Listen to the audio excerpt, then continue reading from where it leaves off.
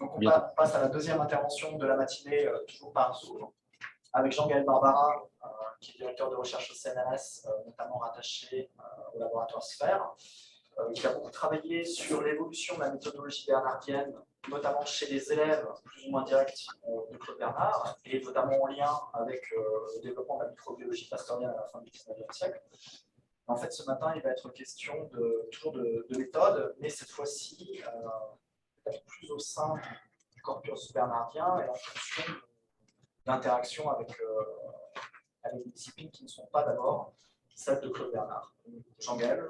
Alors, mon sujet va traiter essentiellement de microscopie et d'expérimentation physiologique microscopique, et donc des évolutions qui concernent la définition de la physiologie générale, mais dans ses rapports donc aux études microscopiques et aux disciplines associées que sont, à l'époque de Claude Bernard, l'histologie, la physiologie cellulaire, et puis un peu plus tard avec Ranvier, l'anatomie générale. Alors, un titre qui pourrait être plus explicite pour ce travail pourrait être Microscopie, histologie expérimentale et évolution du programme de physiologie générale chez Claude Bernard. Alors, pourquoi une telle étude ? Bien, je pense que dans ce genre d'études, de considération, il faut éviter peut-être deux écueils. Le premier serait une critique de la méthode de Claude Bernard, entendue un peu comme un bloc monolithe. Cette critique a son histoire, c'est celle qui commence avec Bachelard, Canguilhem. On trouve des jugements par Anne-Marie Moulin, par exemple. Et le second écueil serait de prendre les leçons sur les phénomènes communs aux animaux et aux végétaux comme le programme de physiologie générale ultime de Claude Bernard, qui serait un petit peu en contradiction avec des approches cellulaires qu'on peut voir plus comme se développant en parallèle de cet autre programme de physiologie générale. Alors, mon hypothèse, c'est qu'il y a de nombreuses évolutions de la méthode bernardienne et de sa définition de la physiologie générale, en particulier dans les rapports qu'il tisse avec les anatomies microscopiques. On peut dire que le programme de physiologie générale semble donc se scinder plutôt chez Claude Bernard à travers l'ensemble de ses écrits en deux, avec l'étude des phénomènes communs aux animaux et végétaux, bien sûr, et avec les approches plus cellulaires. Et est-ce qu'on ne pourrait pas voir ici plutôt une complémentarité des vues entre ces deux physiologies? Alors, c'est ce que j'ai tenté de démontrer par une analyse chronologique assez stricte des leçons de Claude Bernard et aussi d'autres textes que j'ai essayé de dater. Disons, j'ai essayé de dater les périodes de rédaction plus que les périodes d'édition, qui sont un problème majeur pour les études relatives à Claude Bernard. Alors, je présente un petit résumé de mon travail avec un plan détaillé, avec les conclusions, et puis je vous présenterai ensuite quelques éléments d'argumentation avec des citations. Une première partie vise à montrer qu'il ne faut pas sous-estimer les liens de Claude Bernard avec l'anatomie, le microscope en particulier, même si, bien sûr, Bernard a remporté ses premiers succès de physiologie par une physiologie des organes plutôt basée sur des analyses chimiques, même si elles sont topographiques et qu'elles prennent en compte l'anatomie. Bernard défend l'autonomie de la physiologie et il subordonne l'anatomie, mais on peut distinguer de Claude Bernard, c'est une distinction assez classique, avant et après 1850, surtout après la leçon d'ouverture de physiologie générale à la Sorbonne en 1854, avec un Bernard qui va tenter progressivement de marier la microscopie avec la physiologie générale. Il va inclure des études, des expérimentations, des observations microscopiques dans ses cours de la Sorbonne. Donc ça, ce serait une première partie. Une deuxième partie qui correspondrait aux décennies 1850-1860, où on montre chez Claude Bernard une importance croissante accordée à l'histologie, déjà dès les premières années de la décennie 1850. Cela se précise ensuite dans le cours de la Sorbonne de 64, où il inclut l'étude des éléments histologiques comme un ensemble parmi d'autres de conditions, je cite, conditions élémentaires des phénomènes de la vie en marge des propriétés physiologiques. Puis on note une place plus importante consacrée à l'histologie dans le rapport de 1867, avec l'importance de, je cite, l'histologie en évolution dans l'étude des radicaux physiologiques. Bernard retient donc pour la physiologie générale, inclut donc dans cette étude l'étude histologique des éléments anatomiques ou éléments histologiques. Et enfin, une troisième partie qui est consacrée plus à la décennie 1870, où Bernard défend une approche expérimentale de l'histologie. Alors, dans l'introduction des leçons de physiologie opératoire de 1873, Bernard présente une physiologie des éléments, il a recours à l'histologie, et l'introduction qui a été rédigée par Mathias Duval à partir de notes de Claude Bernard défend l'idée de la vision d'un programme cellulaire chez Claude Bernard sans opposition aux vues sur le protoplasme tel que le présentera Mathias Duval plus tard ensuite dans les années 1890 dans ses propres cours. Dans son cours de médecine expérimentale du Collège de France, en particulier la leçon du 30 janvier 1875, Bernard défend la physiologie des éléments anatomiques comme base de la médecine scientifique avec l'étude des formes et des propriétés physiologiques. Et c'est dans ce contexte que Claude Bernard est amené à demander pour Ranvier la création d'une chaire d'anatomie générale. Et cette demande de Bernard lui donne l'occasion de revendiquer l'importance de l'histologie et de l'expérimentation histologique. On peut ensuite noter, à partir de là, une certaine postérité, non seulement de l'expression de Bernard histologie expérimentale, mais aussi de ce programme de recherche, avec les études bien sûr de Ranvier, mais aussi plus tard celles de Paul Boin et Auguste Reprenant. Et on aboutirait à une sorte de conclusion qui défendrait l'idée qu'on peut voir chez Claude Bernard deux programmes de physiologie générale, un plus cellulaire et un plus, on pourrait dire, protoplasmique, qui ne sont en fait ni parallèles ni vraiment séparés, mais présents très tôt à des degrés certes divers, mais en interaction, on peut dire, permanente, avec une certaine complémentarité. Ainsi, on peut dire que le programme de l'histologie expérimentale n'est pas contredit ni abandonné et qu'il a sa propre postérité. Alors maintenant, je vais reprendre les éléments de ce résumé et je vais donner une argumentation à partir de citations et d'éléments sur les leçons et d'autres écrits de Claude Bernard. Alors, là, j'avais dit, donc, Bernard défend l'autonomie de la physiologie, lui subordonne l'anatomie, mais il a quand même des liens avec l'anatomie et la microscopie très tôt. Alors ça, on s'en rend compte bien sûr avec des éléments biographiques, puisque Bernard a été un étudiant d'abord très doué en anatomie. Il était d'ailleurs payé, je crois, pour faire des dissections, pour faire des dessins de dissection. C'est ainsi qu'il a été remarqué par Magendie aussi. Et Bernard a aussi suivi assez tôt un cours privé de microscopie.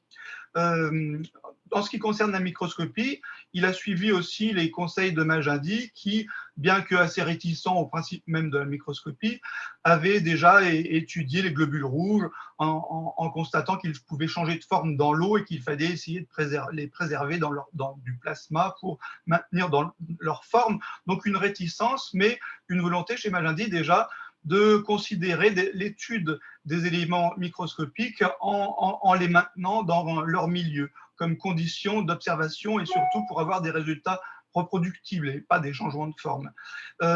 Bernard va suivre ce fil conducteur alors très progressivement et par exemple dans un cours du 17 mars 1858, il relate des observations de globules rouges vivants qu'il tient donc d'une tradition de Magendie.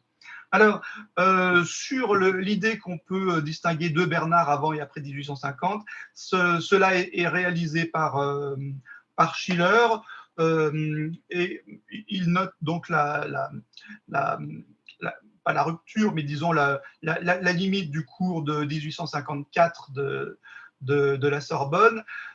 Ça correspond aussi à une limite qu'adopte Paul Bert dans l'œuvre de Claude Bernard. Et à partir des années 1850, c'est bien sûr aussi le rôle de la diffusion de la physiologie allemande, la création de la Société de biologie, et donc tout un nouveau contexte qui s'ouvre pour Claude Bernard. Après 1850, donc le cours de physiologie, que Bernard met en place d'abord comme suppléant de Magendie. Et à cette époque, on peut constater que Bernard va peser ses propos sur les liens entre l'anatomie et la physiologie. Et par exemple, il a une discussion qui devient assez très nuancée, même on peut dire, sur la discussion sur la possibilité d'une déduction anatomique. Donc la découverte des fonctions à travers l'inspection de la forme des organes, des tissus et des éléments microscopiques. Donc on note un début de changement sur la manière de considérer les études morphologiques. Bernard dit certes que l'anatomie est à présent, enfin la déduction anatomique est à présent relativement épuisée. L'anatomie ne dit rien de plus, elle n'indique rien du chimique. Pourtant, on note dans la leçon de physiologie dans le cours de 1854 l'observation relatée de la croissance des levures par le microscope, ce qu'il rapporte aussi dans ses leçons du Collège de France en 1855, dans une perspective de physiologie cellulaire ou d'approche cellulaire de physiologie générale. Et Bernard relate à cette occasion une découverte qui est la nécessité du sucre dans le milieu pour la croissance des levures sous le microscope. Et donc, on peut voir ici, selon l'expression elle-même de Bernard, une expérimentation sous le microscope avec à la fois des aspects cellulaires et des aspects chimiques. Donc là, on peut lire une complémentarité des deux approches, consommation de sucre avec observation des divisions cellulaires. Alors, pour ce qui est de la seconde partie, donc des décennies 1850-1860, on peut dire que de 1854 à 1860, et puis un petit peu plus par intermittence, mais en raison de sa maladie, dans les années 1861, 62, 63, puis de nouveau plus à partir d'avril 64, Bernard dispense ses leçons donc à la fois à ce moment-là au Collège de France et à la Sorbonne, et il apparaît donc de 54 à 60 une inflexion cellulaire dans ses cours. Cette évolution est assez nette à partir des leçons de la Sorbonne de 54. En effet, à ce stade, le terme de cellule est très peu ou pas employé, donc c'est le point de départ de cette évolution. Et puis, Bernard justifie alors de ne pas donner en 54 de données d'anatomie microscopique qu'il qualifie alors à ce moment-là de détails anatomiques. Première tentative d'histologie expérimentale, comme je l'ai dit, à partir de 1858, notamment sur les leçons sur les propriétés physiologiques et des altérations pathologiques des liquides de l'organisme. Bernard démontre dans les premières leçons, celle par exemple du 17 mars 58, que le microscope peut être aussi un outil de physiologie si l'on modifie le milieu des cellules vivantes en agissant sur les substances nutritives ou des réactifs chimiques. Donc, vous voyez qu'il élargit un peu ses observations sur les levures et les globules rouges. Bernard présente des observations d'histologie expérimentale ou, selon son expression, de vivisection sous le microscope. Voilà. Il y a aussi, outre les observations de levure et de globules rouges, une observation sur les cellules lactées du jabot du pigeon, pour lesquelles il détermine la fonction de ces cellules épithéliales dans la lactation. Une observation de marquage aussi au bleu de Prusse de la muqueuse stomacale observée sous le microscope pour démontrer que l'acide gastrique n'apparaît pas dans la muqueuse, puisque l'acide est une condition au marquage du bleu de Prusse, d'où l'hypothèse de filtration de l'acide par le sang dans la muqueuse stomacale. Et puis des observations sur les globules blancs et leur fonction plastique. Alors, le contexte général de ce changement des années 1860 est objectivé d'une manière plus générale par un certain nombre de termes dans les titres d'ouvrages, non seulement de Bernard, mais d'autres auteurs. On observe ça dans le corpus aussi de langue anglaise et de langue germanique. Mais pour ce qui est du corpus de langue française, on observe une augmentation synchrone du terme de physiologie générale. Cette observation, on peut dire, se corrèle avec celle selon laquelle Claude Bernard, dans ses leçons des années 60 et surtout à partir de 64, va faire lui-même un emploi plus important du terme et du concept de cellule. Donc à partir de là, on a donc des perspectives cellulaires précoces chez Bernard à partir de 58 et ensuite. En 1864, dans ses leçons de 1864, la cellule est vue comme une condition élémentaire avec ses liens avec le concept de milieu intérieur. C'est aussi le point de vue de Holmes, qui voit une association de la théorie cellulaire au concept de milieu intérieur pour cette époque. On a vu en effet en 1860 que Bernard introduit des éléments de la théorie cellulaire dans ses leçons de pathologie expérimentale qui datent de 59-60. Mais on peut dire qu'en 1865, dans l'introduction, il y a encore une sous-estimation de ses voies de recherche, même s'il utilise l'expression de vivisection sous le microscope. En 1860, donc au début de cette période, Bernard introduit des éléments de la théorie cellulaire dans ses leçons de pathologie expérimentale. Il adopte donc cette perspective cellulaire progressivement, qui trouve son origine et sa justification, semble-t-il, la plus forte en anatomopathologie, en pathologie expérimentale, et c'est le contexte, par exemple, des études de Vulpian avec Charcot à la Salpêtrière sur les phénomènes de dégénérescence nerveuse. Donc on a quand même un contexte ici d'approche cellulaire, de physiologie cellulaire en pathologie, qui est sûrement un socle qui doit aussi inspirer Claude Bernard pour ce changement d'orientation. Alors, si on compare rapidement sur un point précis la leçon d'avril 54 à celle du 15 mars 64, on peut dire que dans la première, Bernard prenait l'étude, premièrement, du milieu, de l'organisme, et il prend en 64, l'étude de l'organisation, l'étude du milieu. Donc, l'organisation, ici, passe au premier plan. Alors, bien sûr, Bernard va se défendre d'entendre par organisation l'étude purement anatomique, qu'il rattache plutôt à la zoologie. Il entend par organisation plutôt une organisation du point de vue, on va dire, physiologique. C'est lui-même qui parle du point de vue physiologique, au point de vue de la physiologie générale, aussi, je cite, en tant qu'étude des conditions élémentaires des phénomènes de la vie. On peut dire qu'il y a une certaine ambiguïté, mais en fait, dans ce qu'il appelle les conditions élémentaires, on a vu que Claude Bernard va aussi inclure l'étude des éléments histologiques et donc des éléments morphologiques. Bernard présente d'ailleurs dès la leçon d'ouverture la théorie cellulaire avec la présentation des travaux de Schleiden-de-Schwann et ainsi s'ouvre pour lui une nouvelle période où il va prendre en considération ces éléments pour définir sa physiologie générale. Alors, en marge, cependant, Claude Bernard va persister à énoncer des restrictions qui sont pour lui classiques sur l'usage de l'anatomie. Il reste très prudent dans l'adoption, bien sûr, de la théorie cellulaire, sur la déduction anatomique. Pour lui, l'anatomie et l'histologie sont certes importants, mais encore secondaires à la méthode expérimentale de physiologie.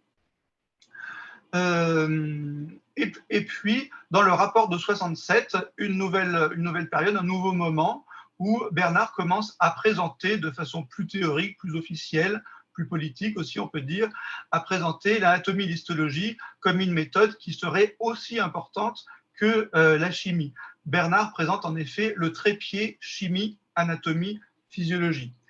Dans l'analyse des progrès de la physiologie, des éléments du système nerveux, Bernard est amené donc à parler de l'expression de l'histologie en évolution avec l'étude des radicaux physiologiques. Bernard retient pour la physiologie générale l'étude histologique des éléments histologiques, puis aussi celle de leurs propriétés, bien sûr, l'irritabilité, avec l'idée d'une matière vivante, de protoplasma, bien évidemment. Dans le rapport, on peut quand même considérer que Bernard rééquilibre en fait deux physiologies générales avec une perspective plus cellulaire.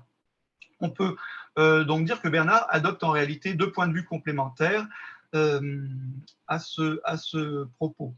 Néanmoins, à ce stade, les perspectives cellulaires de Bernard sont davantage, on peut le penser, des stratégies explicatives de phénomènes physiologiques étudiés avec la méthode classique de la physiologie. Bernard, on a vu, avait tendance à laisser de côté ce qu'il appelait les détails anatomiques, ce que Claude Bernard va étudier en faisant son programme de recherche sur les détails anatomiques des nerfs, par exemple.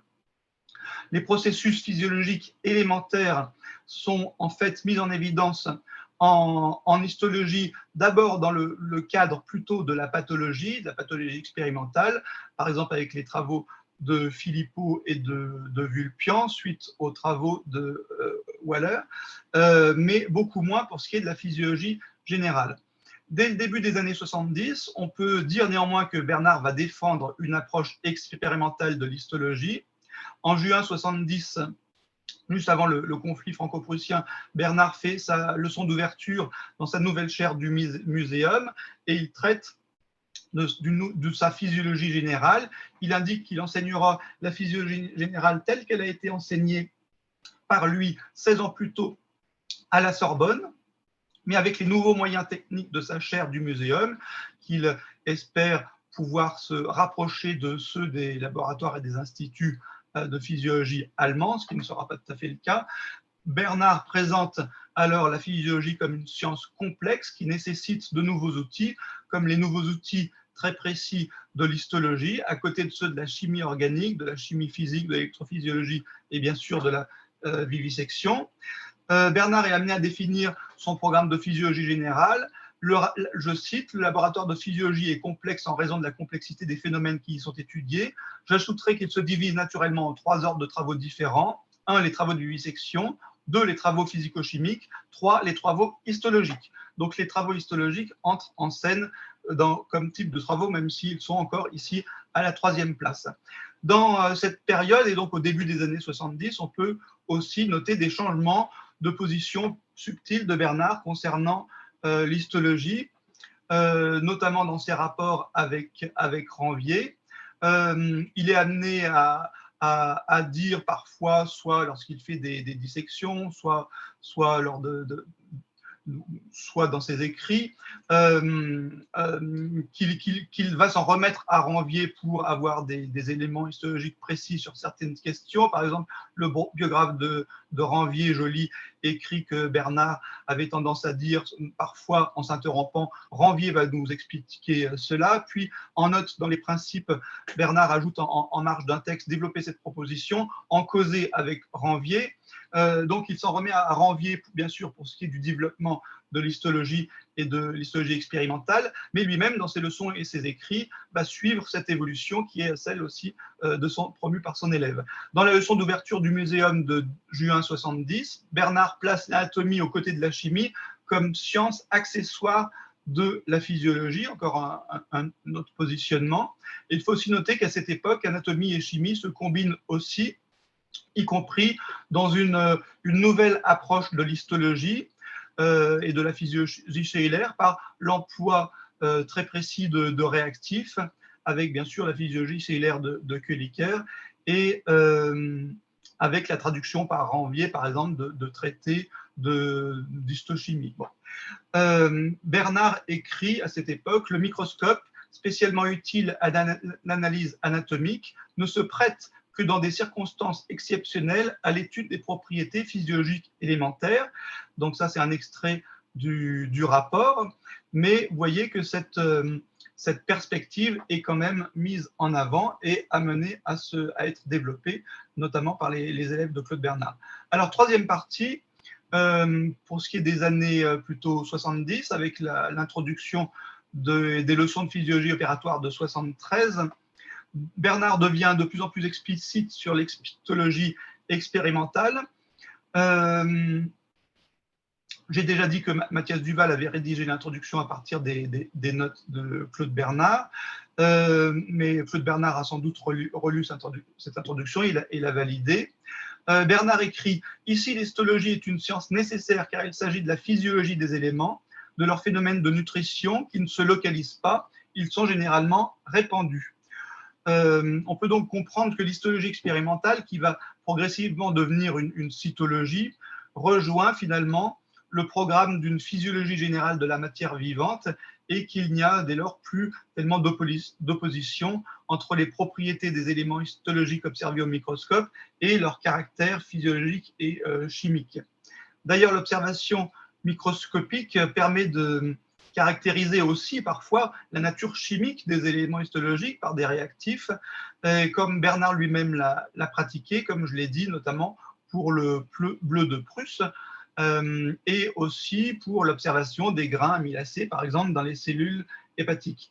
Dans ces leçons, donc Bernard trace 3 voies de la physiologie qui sont 3 stades d'étude des phénomènes physiologiques correspondant aux 3 parties du volume.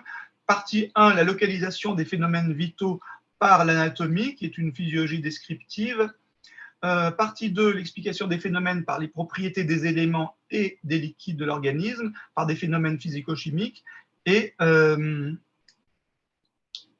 troisièmement, la pathologie, la toxicologie et la thérapeutique. Donc la partie 1 relative aux phénomènes physiologiques, Bernard y énonce aussi l'étude des phénomènes physiologiques et leur explication par les propriétés des cellules et donc par les propriétés de leur forme, avec une distinction de 2 physiologies, y compris à l'échelle submicroscopique, subcellulaire. Par exemple, quand Bernard aborde l'étude de la circulation capillaire, il est clair pour lui qu'il fait appel à une physiologie des éléments histologiques observés au microscope et donc une certaine physiologie cellulaire.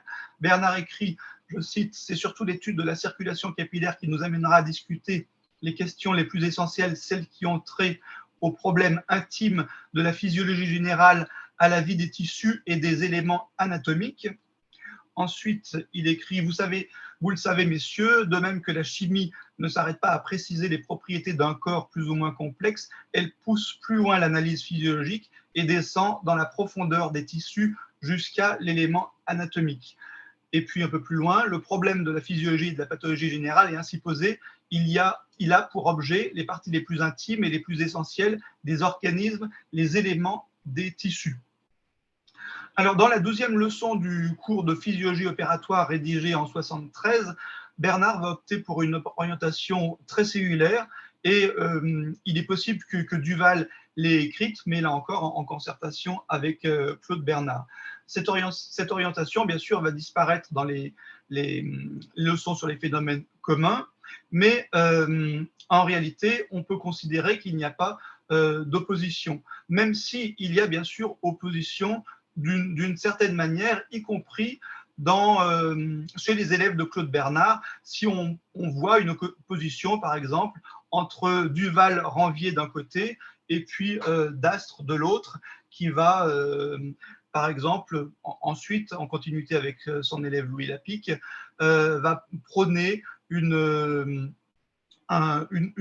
un abandon du déterminisme anatomique dans l'explication, par exemple, des propriétés d'excitabilité des fibres nerveuses. Bon, c'est une autre question. Alors, maintenant, pour terminer, avant la conclusion, on peut faire un passage pour ce qui est l'année 1875. En effet, Bernard, dans son cours de médecine expérimentale du Collège de France du 30 janvier 1975, va parler d'une physiologie des éléments anatomiques comme base de la médecine scientifique. Alors, dans sa leçon d'ouverture, Ranvier décrit son programme d'une manière qui le place en continuité. Non, pardon, excusez-moi. Là, c'est un aparté sur une leçon de Ranvier, mais que je vais sauter. En fait, pour cette partie, c'est vrai que quand on lit les leçons de Ranvier, il est intéressant d'étudier la position de Claude Bernard à travers les citations qu'en fait Ranvier et de rechercher un peu le corpus de citations de Bernard telles qu'elles sont décrites chez Ranvier, ce qui donne un peu un fil conducteur pour mieux comprendre le positionnement lui-même de Claude Bernard. Claude Bernard avait écrit « Le problème de la physiologie et de la pathologie générale a pour objet les parties les plus intimes et les plus essentielles de l'organe, les éléments des tissus. Il ne suffit pas de connaître anatomiquement les éléments organiques, il faut étudier leurs propriétés et leurs fonctions à l'aide de l'expérimentation la plus délicate, ce qui est une expression importante. Il faut, en un mot, là aussi une expression importante, il faut en un mot l'histologie expérimentale. » Et Bernard conclut, tel est le but suprême de nos recherches, telle est la base de la médecine future. Donc, vous voyez des assertions quand même assez fortes. Ces deux passages correspondent au fait au cours de médecine expérimentale du Collège de France du 30 janvier 1975, tel qu'il a paru aussi dans différents journaux. Dans ce cours, Bernard décrit donc la physiologie comme devant étudier les parties les plus petites du vivant et donc les cellules. Il écrit, par exemple, encore une citation importante, « Le jour où tous les éléments anatomiques seront parfaitement connus, et dans leur évolution, et dans leur forme, et dans leurs propriétés physiologiques, et enfin dans les actions que peuvent avoir sur eux les différents agents physiques, toxiques, médicamenteux, ce jour-là, et ce jour-là seulement, la médecine scientifique sera fondée. » Alors, entre ces deux passages, Bernard a inséré en 1875 une citation, quelques phrases importantes que je cite. « Ce problème, ainsi conçu, pourra-t-il, une fois résolu dans tous ses détails, s'étendre à toutes les sciences médicales et devenir leur base ?» C'est ce dont je suis, pour ma part, profondément convaincu. Il me suffira de vous rappeler que depuis 25 ans, je développe ces idées nouvelles dans cette chaire du Collège de France. Alors là, j'ai encore quelques paragraphes de 73 qui sont aussi importants.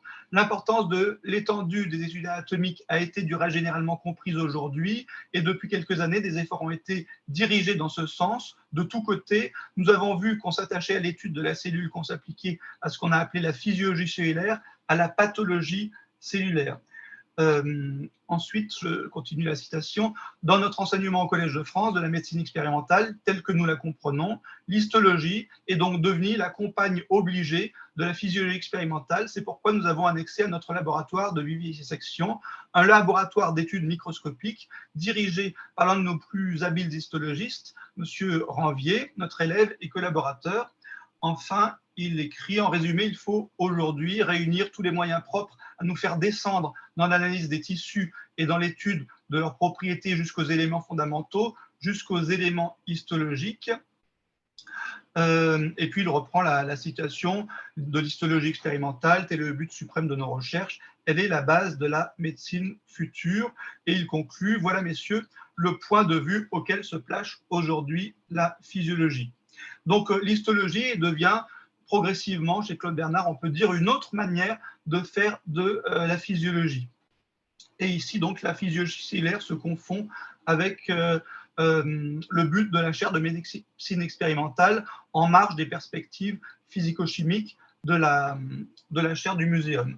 Alors, pour conclure, on peut dire qu'on peut noter deux programmes de recherche de physiologie générale complémentaires chez Claude Bernard, qui correspondent bien sûr à des options différentes sur la définition minimale de la vie, mais on voit que dans différents textes, Bernard reste toujours assez prudent sur la définition de la vie, et on peut interpréter cette prudence peut-être par la nécessité de maintenir ces deux programmes de recherche en équilibre.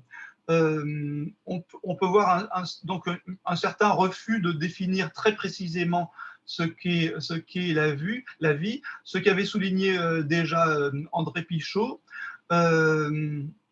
et ce qu'on voit dans l'article de la Revue des Deux Mondes qui s'intitule « La définition de la vie ». Donc c'est là pour nous une preuve supplémentaire que dans l'œuvre de Claude Bernard, on peut donc distinguer une dimension de physiologie cellulaire expérimentale et histologique telle qu'elle va se développer chez Claude Bernard, mais encore beaucoup plus avec sa postérité au tournant du XXe siècle. Voilà, je vous remercie.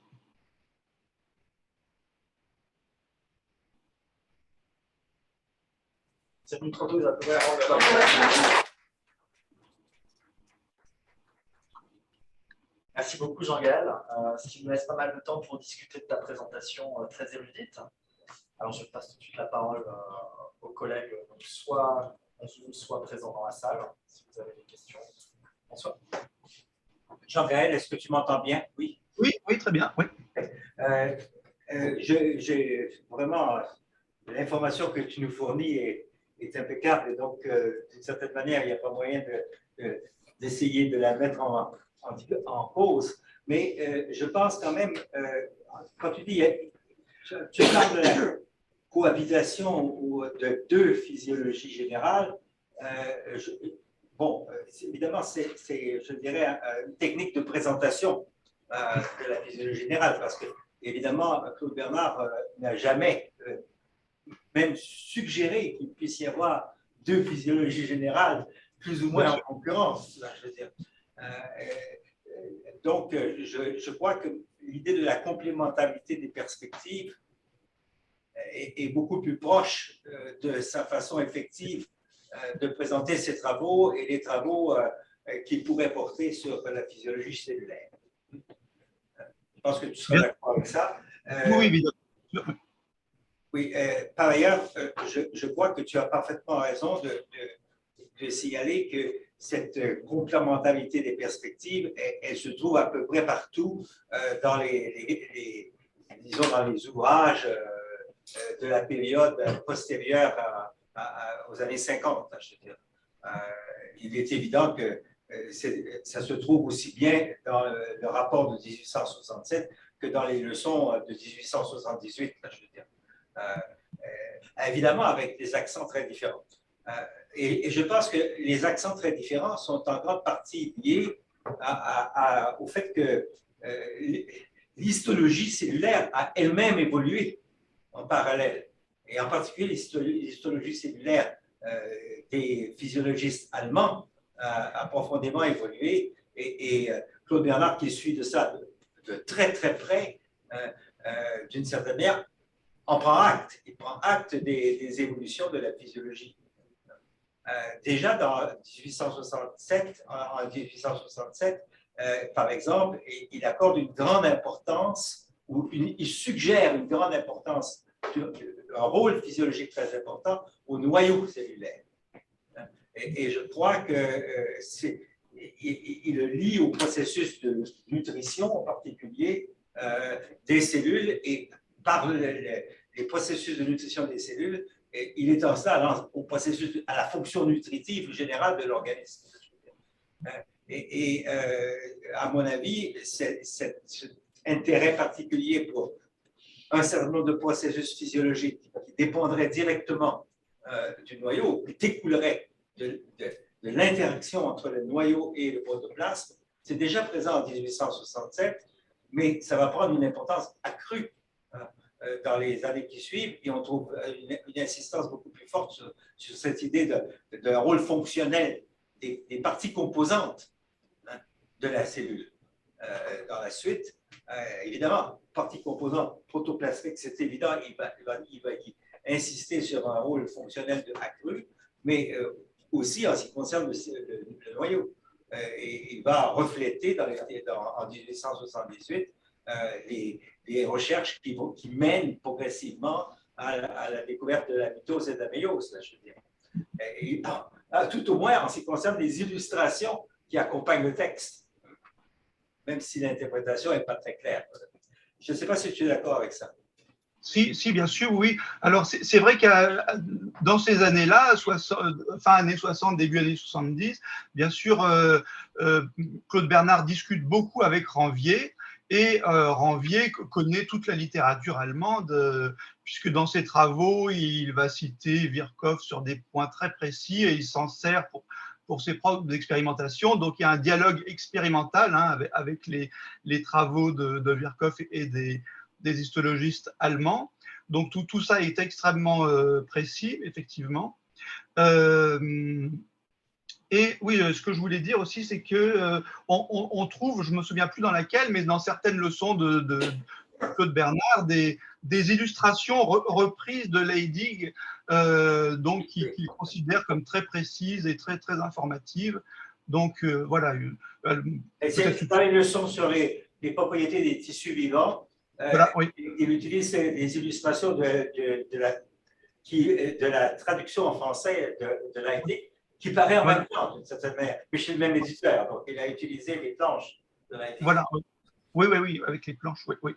Et c'est vrai que voilà, la proximité avec Ranvier fait qu'il est très, très bien informé, et Ranvier lit l'allemand, il suit les journaux en allemand. Donc, et puis, Claude Bernard a d'autres élèves, je ne me souviens plus tellement, mais il envoie d'autres de ses élèves en Allemagne faire des observations dans des laboratoires pour recueillir des informations aussi. Oui. Donc, c'est tout ce contexte-là qui est important. Oui. Merci. Alors, on a le temps pour continuer la discussion. S'il y a d'autres questions, soit par Zoom, soit dans la salle. moi, j'ai énormément de questions, donc je me permets peut-être d'en poser quelques-unes. Merci Jean-Gaël pour cette présentation. J'étais surpris que tu ne parles pas du tout de Charles Robin dans ce dialogue entre Claude Bernard et l'histologie. Parce que j'ai l'impression que c'est un acteur un peu sous-estimé en fait, de la trajectoire bernardienne. Et j'ai l'impression que Claude Bernard est lui-même pas très au clair vis-à-vis de sa relation avec Robin. Parfois un peu de mépris, mais aussi des emprunts. On sait que Robin a été le premier à former le terme de milieu de l'intérieur. Voilà, donc je voulais savoir ton avis par rapport à la question de l'histologie.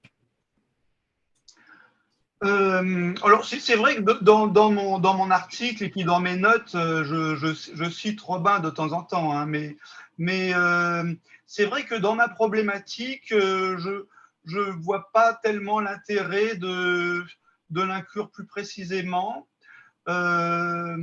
Ranvier était très opposé à Robin, hein, il le cite quasiment pas. Il n'y a pas vraiment de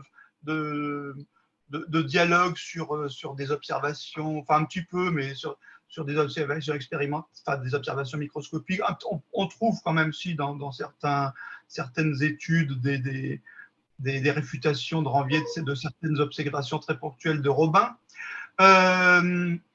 Alors, je réfléchis, oui. Alors, effectivement, dans un de mes articles passés, j'avais trouvé et cité une citation de Robin qui était plus intéressante, plus pertinente, et qui parlait de...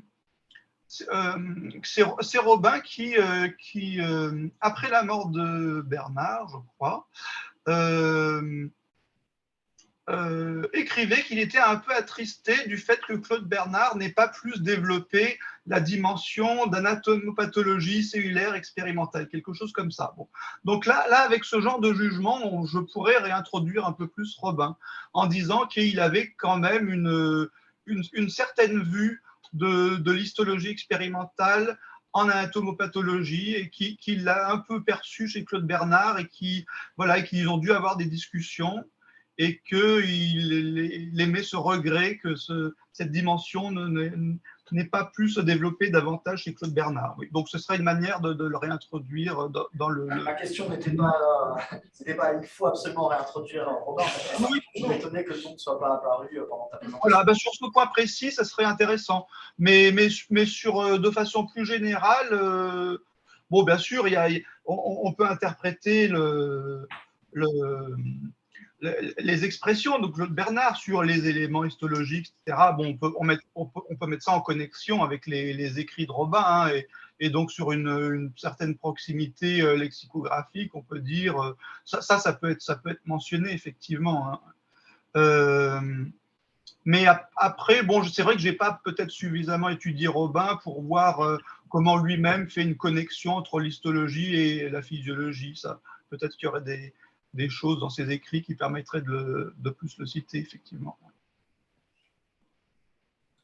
Emmanuel, il faut que tu parles fort parce que tu es loin du micro. J'ai une question un peu naïve. Bonjour, un peu tu utilises souvent les expressions de... Il faut que tu parles plus fort, je pense. Tu utilises souvent les expressions d'anatomie expérimentale, d'histologie expérimentale. Moi, dans ma naïveté, je voyais l'anatomie, la morphologie. Alors, pas après 70 ans en biologie, mais enfin, comme des sciences essentiellement descriptives. Et par ailleurs, dans ton analyse, à un moment donné, tu parles justement de cette histologie expérimentale. Tu dis qu'il y a une histologie descriptive, et puis ensuite tu dis que les deux autres parties, c'est la physiologie, et ensuite de la toxicologie. Alors, qu'est-ce que tu entends par anatomie et histologie expérimentale? Est-ce que ce sont ces disciplines qui utilisent maintenant les colorants et les réactifs pour décrire les structures, ou alors est-ce qu'il y a plus que justement cette méthodologie de l'utilisation des réactifs et des colorants dans la découverte des formes et des structures? Alors, à l'époque de Claude Bernard, c'est vrai que ce qu'il appelle histologie expérimentale, c'est l'observation de fragments de tissu, donc où on peut distinguer les cellules, dans du sérum physiologique ou même dans de l'eau, donc avec des éléments alors, soit qui restent en vie pour ce qui concerne les levures en croissance avec du sucre, soit qui conservent suffisamment leur forme comme le globule rouge et les fibres nerveuses, pour qu'on puisse observer des phénomènes dynamiques comme Rambier le fera par exemple avec l'observation de la diffusion du picrocarminate au niveau des nœuds de Ranvier. Donc on a là une observation d'une perméabilité sélective à un colorant qui va donner une indication sur la probabilité, la propriété donc de la membrane des cellules au niveau des nœuds de Ranvier. Donc l'histologie expérimentale, c'est ça, c'est l'observation de phénomènes dynamiques principalement à l'aide de colorants ou de changements de composition du milieu en vue de voir soit des changements morphologiques, soit des diffusions de colorants. Alors bien sûr, ensuite, il y aura toute la dimension pharmacologique et là, qui n'existe pas à cette époque en observation microscopique, puisque les objectivations sont surtout soit des colorants, soit des changements de forme sous le microscope. Ouais. Il n'y a pas d'autres types de mesures comme il y aura plus tard avec la possibilité de mesurer des courants électriques, par exemple sur des cellules géantes sous le microscope. Ça sera beaucoup plus tard. Mais déjà, l'expression histologie expérimentale a sa définition très, très précise et avec des expériences de Ranvier et d'autres, et les phénomènes que Claude Bernard cite sur le bleu de Prusse, c'est tout à fait intéressant comme type d'expérimentation. Donc, c'est des techniques de coloration qui vont se rapprocher ensuite, plus tard, et se combiner avec des réactions enzymatiques sous le microscope où on associe des métabolites colorés qui vont dénoter certaines propriétés enzymatiques dans des éléments cellulaires. Donc voilà, c'est toute cette filiation d'histologie expérimentale qui a ses balbutiements à cette époque, mais qui va avoir un grand développement au début du XXe siècle et tout au long du XXe siècle. Merci. Est-ce qu'il y a éventuellement une dernière question avant qu'on arrive à la pause? Sinon, je me permets peut-être une remarque en lien avec le début de ta présentation, et je pense qu'elle était aussi implicite dans la question de François. C'est sur l'aspect contradictoire en fait, des idées de Claude Bernard. Je pense qu'il faut distinguer peut-être au moins deux choses. Le fait que Claude Bernard n'avait pas peur de la contradiction, et que c'est ce qui rend évidemment une lecture rétrospective pour nous très difficile. Mais néanmoins, il ne faut pas non plus abandonner le fait que d'un point de vue logique, il y avait de la contradiction chez Claude Bernard. Et quand tu parles de la commutation de moins de deux formes de physiologie générale, on peut le recevoir comme deux essais de Claude Bernard pour tenter de cerner les chevaux des phénomènes vitaux. Mais néanmoins, je pense que nous, en tant que commentateurs rétrospectifs, c'est important qu'on souligne le fait qu'il y a quand même des contradictions logiques à l'intérieur du corpus bernardien. Tu vois, je ne pense pas qu'il faille complètement abandonner ce jugement normatif sous prétexte que Claude Bernard, à mon avis, beaucoup pour des raisons méthodologiques, en fait, n'avait pas peur d'enfourcher différents programmes de recherche. Voilà, parce que, je ne sais pas si tu serais d'accord avec cette manière de voir, mais que Claude Bernard soit contradictoire, c'est un fait. Que ce soit probablement un élément de méthode chez lui, c'est très probable. Mais pour autant, je pense que nous, c'est important que l'on continue de souligner ces contradictions, parce que ça fait aussi partie de ce qu'il dit, en fait, de ce qu'il fait. Oui, c'est vrai que je suis d'accord, puisque c'est vrai que il y a moyen très, très facilement, et c'est bien en rapprochant des textes, des leçons très différentes, de mettre au jour des vraies contradictions. C'est vrai, mais je suis d'accord qu'il ne faut pas complètement abandonner cette idée que différents points de vue sont contradictoires sur certains points précis. Oui, bien sûr. François. Moi j'aurais tendance à parler de tensions. Il y a des tensions beaucoup plus que des contradictions explicites. Évidemment, si on confronte des morceaux de texte les uns avec les autres, on va effectivement avoir des énoncés qui nous paraîtront contradictoires. Était-il réellement contradictoire de son point de vue? Ce n'est pas si clair, je veux dire. Mais par contre, qu'il y ait eu des tensions évidentes entre des des interprétations possibles de certains processus, par exemple, qu'il y ait eu des tensions évidentes liées au recours à un vocabulaire philosophique particulier dans certains cas. Je pense que c'est manifestement le cas. Je veux dire. Il y a des, on pourrait dire, si on veut utiliser contradiction, il y a des contradictions qui ne sont pas résolues d'une certaine manière. Chez Claude Bernard, beaucoup plus que l'acceptation de dénoncer des points de vue qui à son regard, seraient contradictoires. Très bien. Bah, écoutez, merci beaucoup pour cette première session. Merci Jean-Gaël. Merci.